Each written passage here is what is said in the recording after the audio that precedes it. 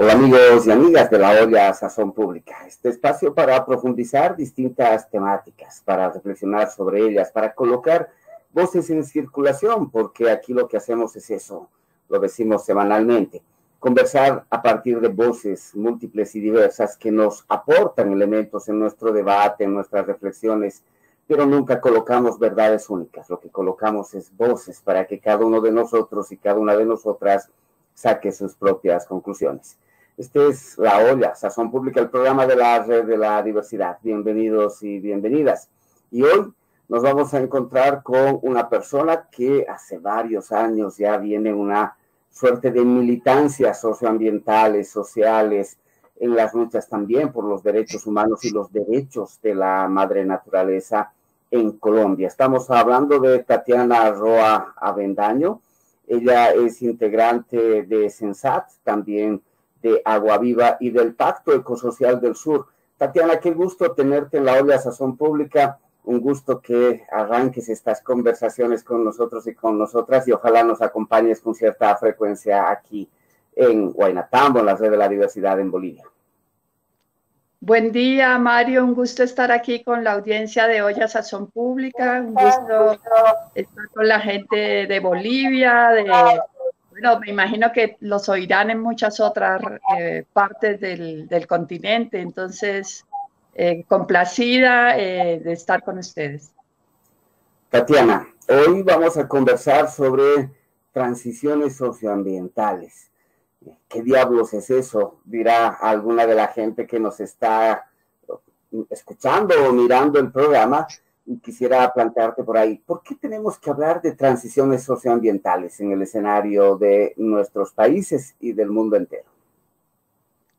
Bueno, yo creo que la pandemia ha evidenciado las diversas crisis que está viviendo el planeta.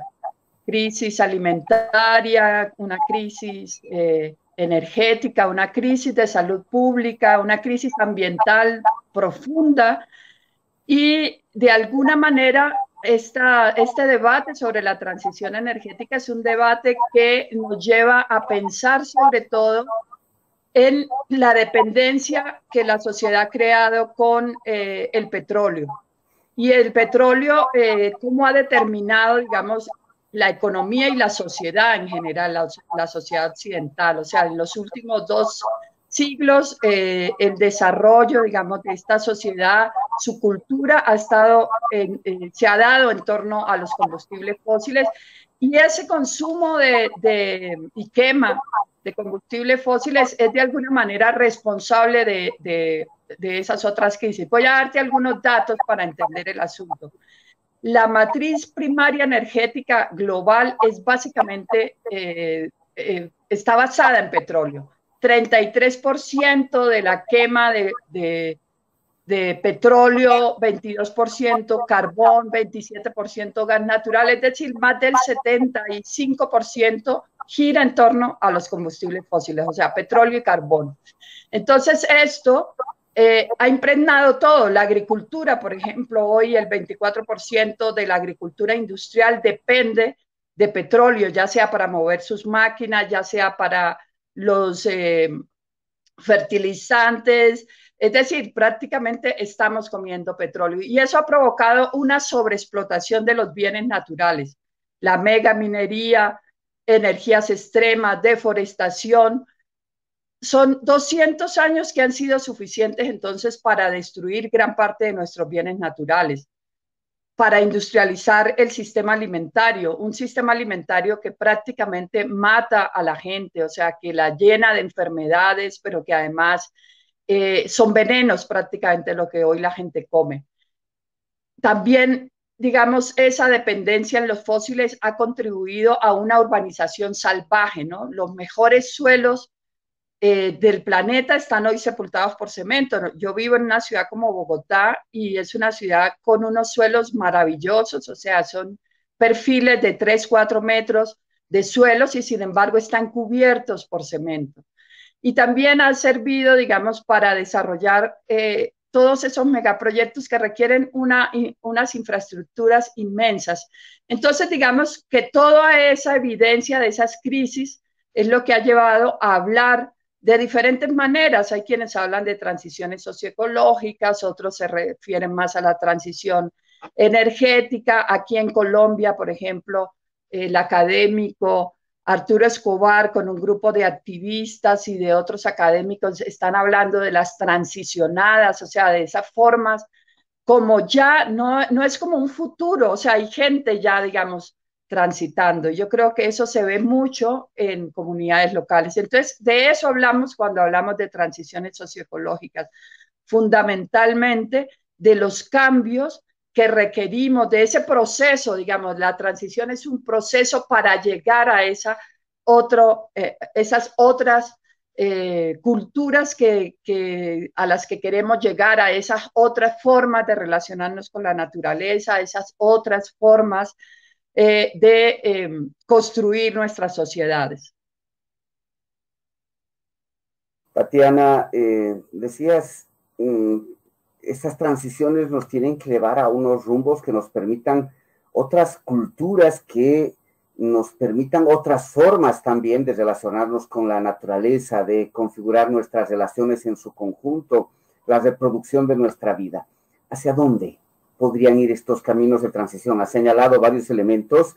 La gente suele decir, sí, todo eso lo sabemos, pero ¿y qué hacemos? Este mundo necesita energías fósiles, necesita gastos de energía, necesitamos vivir, pero por tanto, ¿hacia dónde podríamos ir cuando hablamos de transiciones? Bueno, lo primero que a mí me gustaría decir es que casi siempre cuando se habla de transición y sobre todo de transición energética, se habla fundamentalmente de un cambio en la matriz energética.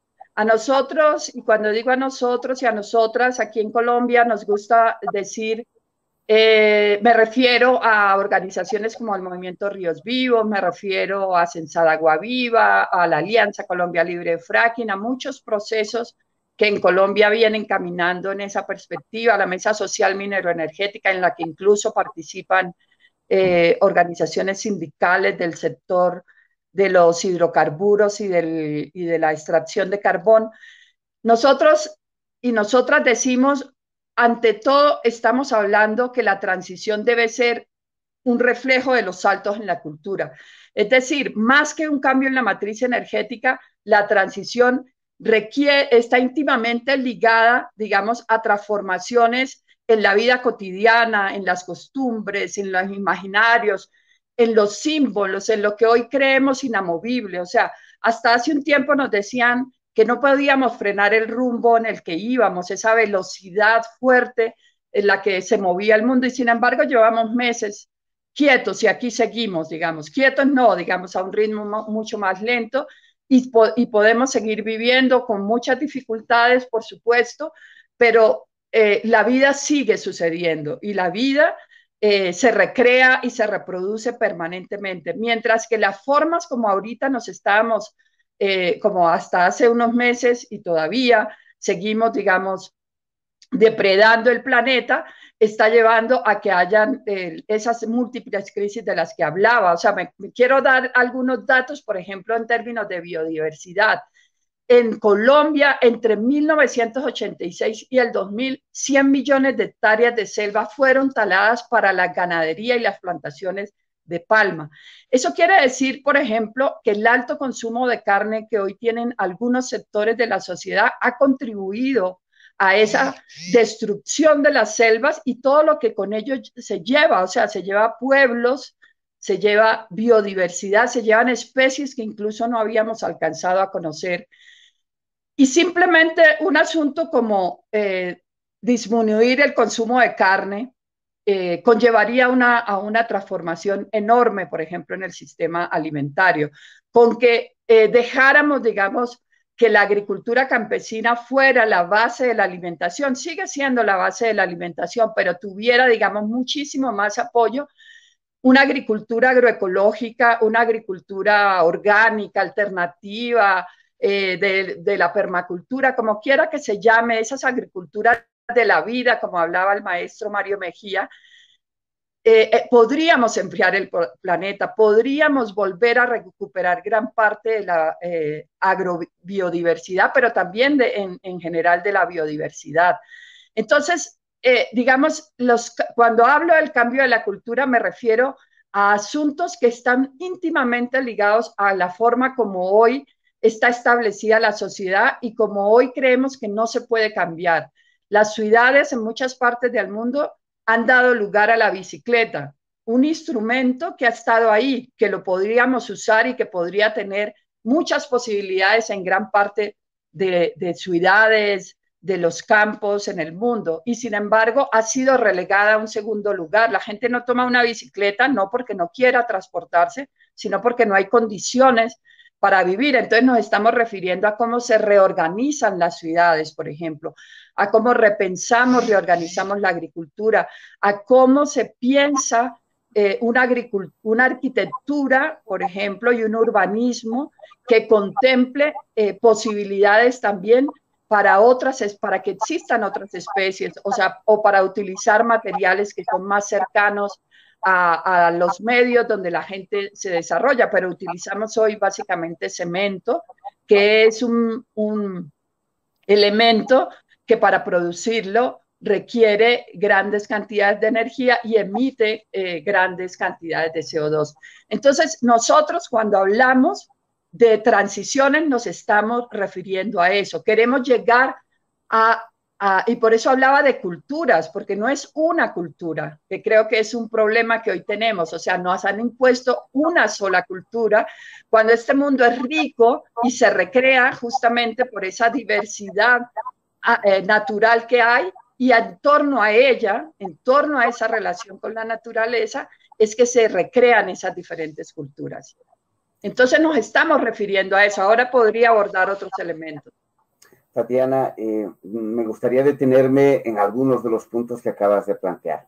Uno tiene que ver, decías, cuando hablamos de transiciones energéticas, no nos referimos solo a la matriz energética. Sin embargo, parte de ese debate, al discutir nuestras culturas, como decías en plural, nuestras relaciones, nuestros modos de vida, nuestras cotidianidades, pasa también por las fuentes de la energía, aunque haya que reducir el consumo de la misma, pasa por un debate sobre de dónde sale esa energía, cómo se distribuye, para qué es útil, ¿no? Y ahí aparece todo un debate porque hay tendencias que plantean que mucho de lo que aparece como energías alternativas en el debate de las matrices energéticas también llevan a otro tipo de extractivismo radical, como el minero para hacer energía solar, por ejemplo, ¿no? Todo el debate en torno al litio en nuestro continente, para colocar un solo ejemplo. ¿Qué tenemos que hacer? ¿Por dónde podemos caminar en términos transicionales, sabiendo que los cambios no ocurren de un solo día y que están acompañados de estas modificaciones en la vida cotidiana, en nuestras relaciones, en repensar las culturas como nuestros modos de vida, nuestros horizontes civilizatorios, pero ya en términos energéticos, ¿por dónde podemos caminar en estos sentidos transicionales? Justamente aquí en Colombia nosotros trabajamos con una serie de organizaciones locales que vienen avanzando en procesos de transición energética y de transiciones obviamente socioambientales. Y uno de los asuntos, digamos, que más nos obliga a esta discusión es el modelo centralizado que nos impuso, digamos, esa matriz fósil, dependiente fundamentalmente del petróleo y del carbón, de alguna manera también, pero que implica una centralidad para todo, o sea, en las relaciones de poder. Entonces nosotros, por ejemplo, consideramos que no podemos opinar sobre lo energético, porque lo energético es potestad de unos técnicos, de unos expertos, de unos grandes poderes que toman las decisiones. Cuando hablamos de transición, pensamos en modelos descentralizados, pensamos en modelos autónomos de generación de energía, para la toma de decisiones, y en ese sentido, digamos, no es confrontar, digamos, las energías renovables no convencionales per se, sino que si nosotros seguimos pensando como se plantea en otras partes del mundo, que simplemente se trata de reemplazar la quema de fósiles en algunos lugares donde hay termoeléctricas para generar energía eléctrica a través de molinos de viento y de molinos o de paneles solares, pues obviamente se producen los problemas que hoy tenemos. Grandes parques eólicos o solares que despojan a la gente de sus territorios, como está pasando aquí en La Guajira, en Colombia. Grandes parques solares que requieren grandes cantidades de energía, o un auto eléctrico que requiere grandes cantidades de cobre, ya no requiere entonces los motores esos pesados que tenía los autos de fósiles, pero sí requiere mucho cobre. Todo el cableado de cobre, o un molino de viento requiere inmensas cantidades de cobre, y eso obviamente implica un extractivismo que nosotros hemos llamado una transición extractivista. Entonces, estamos hablando que es necesario pensar cómo repensamos el actual modo de producción, consumo y distribución, que es un modo de producción, consumo y distribución que requiere grandes cantidades de energía y de materia. Y yo siempre pongo un ejemplo muy sencillo para explicar eso.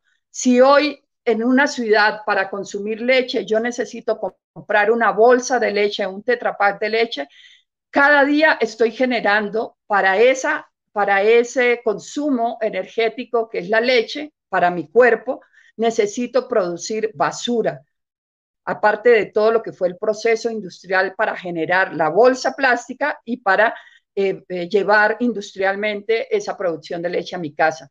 Entonces tenemos que, digamos, por eso lo ligo necesariamente a las transformaciones culturales.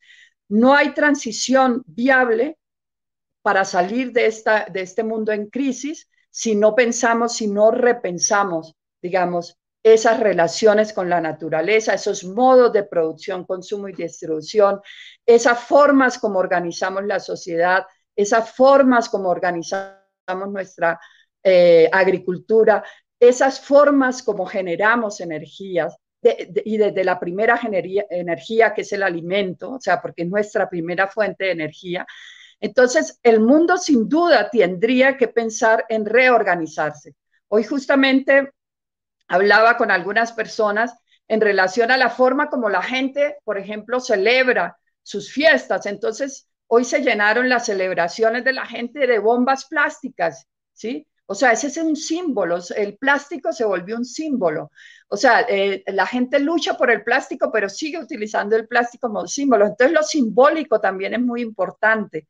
Lo simbólico tiene una fuerza muy poderosa, y por eso yo creo que el papel del arte y de la cultura es fundamental para estas transiciones. O sea, no podemos hacer transición si no nos juntamos, digamos, con esos otros sectores que trabajan más desde el arte, desde la comunicación. El papel que hacen ustedes con estos medios es fundamental para poder pensar una transición que realmente nos lleve a unas transformaciones reales, ¿sí? A unas transformaciones radicales y necesarias que hoy el mundo reclama.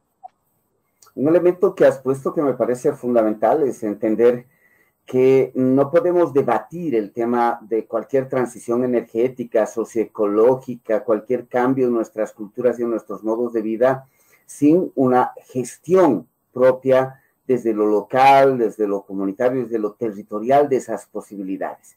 Y cuando uno va a ese campo, la gestión más próxima, esa descentralización, decías, de lo energético, sacarnos de la cabeza esta idea de que la gestión de la energía es una gestión hecha solo por especialistas. A la comunidad, nosotras tenemos que ver, podemos tomar decisiones sobre la gestión de un campo que es un bien común, que es campo de lo público, pero cuando vas al territorio, vas a lo local, energía tiene que ver con agua, agua tiene que ver con tierra, con alimento, con los procesos comunicacionales, los procesos culturales, como decías, y ponías algunos ejemplos en Colombia de acompañar comunidades que están en estos caminos de transiciones socioecológicas, energéticas, etc.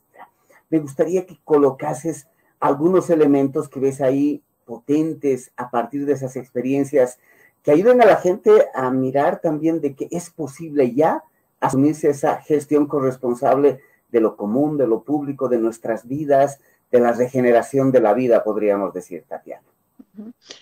Sí, justamente tú pusiste varios temas de los que debatimos en ese espacio. Nosotros creamos hace unos años, entre varias organizaciones, una escuela de técnicos técnicos en energía comunitarios, o sea, son campesinos y campesinas que están en este proceso de transición, construyendo alternativas y en un asunto muy importante que tú lo dijiste, la relación con el agua, con el alimento y con la relación con la naturaleza.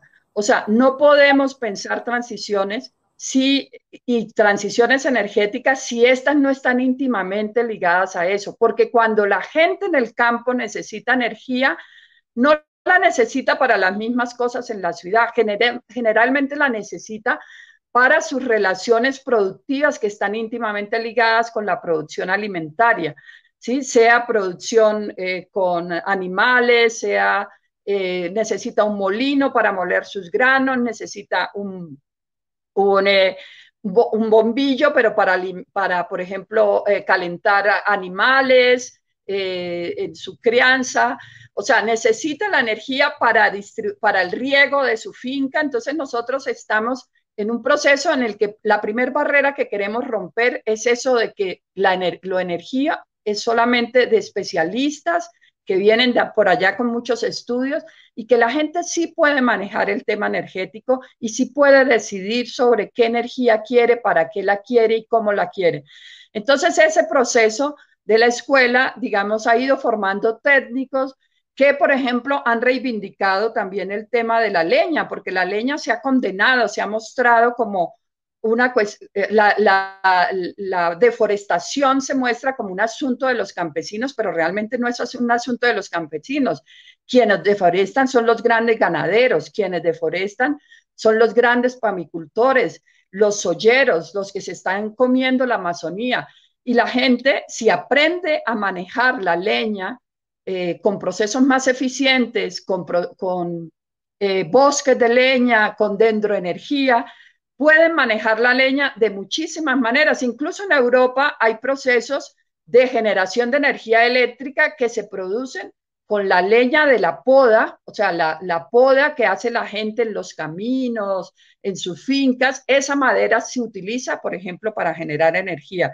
Entonces, reivindicamos, por ejemplo, el papel de la leña, no la condenamos como lo está haciendo la institucionalidad, sino trabajamos con la biomasa, se trabaja con la energía solar.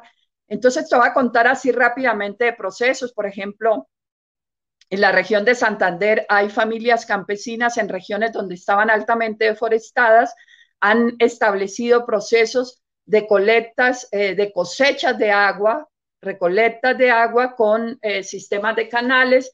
Esa agua llega a unos tanques y con energía solar, con un sencillo panel solar, distribuyen el agua por toda la finca, también tienen sistemas de peces y han generado procesos de restauración de suelos maravillosos. Hoy tienen siembras, hoy tienen frutales, hoy tienen animales y es simplemente un proceso que se ha hecho con ese sistema de recirculación del agua con energía solar que ha revitalizado, regenerado, digamos, todo el sistema.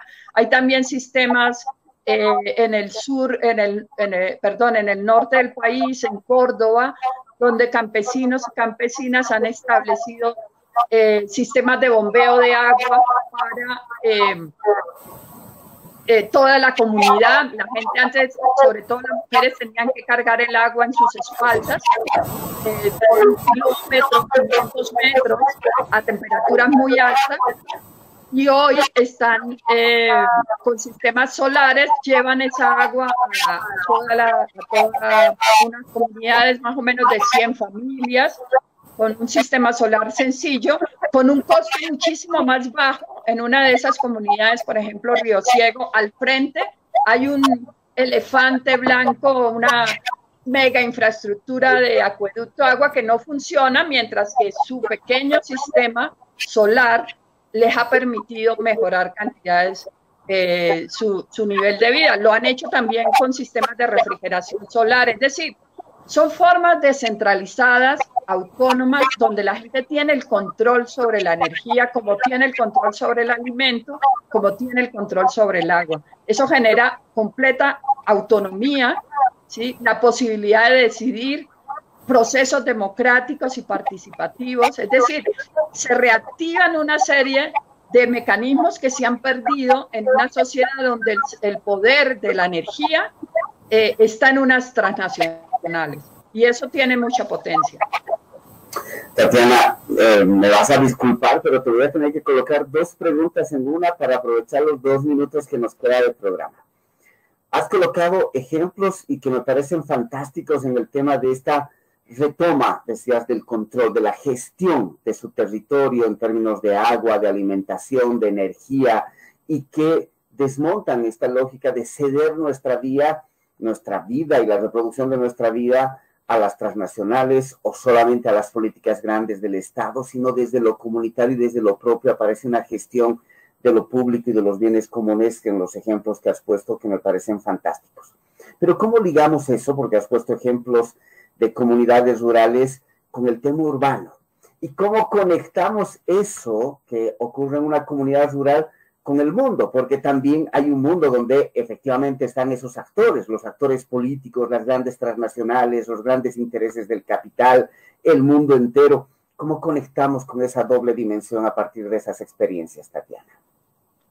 Bueno, tú pones un tema que es bien importante y a veces creemos que es un asunto solamente de lo rural, donde se pueden hacer esas transformaciones, pero en realidad yo creo que en Bolivia deben haber maravillosos ejemplos. Aquí en Colombia, por ejemplo, han arrancado procesos tremendos de gestión también en lo urbano a través del manejo de los residuos sólidos, de los residuos orgánicos. Sobre todo hay sistemas de pacas, hay sistemas de huertos urbanos maravillosos. Y ahí, digamos, creo que el paso importante de eso es cómo eso se afianza en las políticas públicas. O sea, aquí empieza a haber todo un proceso porque las leyes, la ley 192 del servicios públicos, si no dije mal el nombre, que es del 93, es una ley que no permite la gestión de la gente, o sea, particularmente en las ciudades. O sea, no podemos estar circulando con residuos de un lado y el otro. Entonces hay todo un proceso, por ejemplo, de abrir grietas para que se pueda permitir esos niveles de gestión comunitaria. Lo hay también en el caso de los acueductos comunitarios. En Colombia ha sido una lucha enorme para que los acueductos comunitarios tengan un lugar en la gestión pública del agua. Aquí también estamos avanzando y luchando porque haya una gestión comunitaria y pública de los residuos sólidos en la ciudad. Entonces creo que esas son luchas que tenemos que dar. Tenemos que empezar a hacer, porque no es ya un tema meramente de discurso, sino que lo tenemos que materializar. Por eso decía desde la propia cotidianidad, pero también llevar, digamos, a una discusión de lo público. Creo que esto está avanzando mucho en el mundo. Hay todo un proceso de remunicipalización, por ejemplo, de las empresas de servicios públicos. Ese recuperar lo público me parece que es fundamental. Entonces, creo que hay que trabajar en muchos niveles, ¿no? O sea, desde lo local, las articulaciones regionales, las nacionales y también esas articulaciones internacionales que cada vez ganan más fuerza en el mundo y que tenemos que fortalecer, porque son todos esos niveles que tienen que ir caminando para generar estas transformaciones que queremos. Siempre nos quedamos con muchos temas en el tintero, hay un problema de tiempo siempre en estos espacios comunicacionales. Tatiana, quiero agradecerte por estar en La Olla Sazón Pública con la gente de Huaynatambo, de la Red de la Diversidad de Bolivia, compartirnos tus experiencias y abrir varias vetas, varios puntitos, varios hilitos que necesitarían ser tejidos, hilvanados con mayor profundidad. Así que comprometerte para que en otras sesiones de La Olla Sazón Pública u otros espacios de nuestras plataformas comunicacionales de la Red de la Diversidad puedas participar justamente para profundizar estos elementos, aterrizar sobre elementos prácticos, elementos de vida, de regeneración, de cuidado de la vida y que nos repotencien esta capacidad de gestionar lo público y los bienes comunes desde nosotros y desde nosotros. Tatiana, tus palabras finales, otra vez agradecido por estar con La Olla Sazón Pública. No, muchísimas gracias por esta invitación. Muy lindo estar aquí en Olla Sazón Pública y, por supuesto, seguimos conversando, seguimos caminando y estaremos compartiendo materiales para que puedan distribuir allá. Muchísimas gracias y lindo día.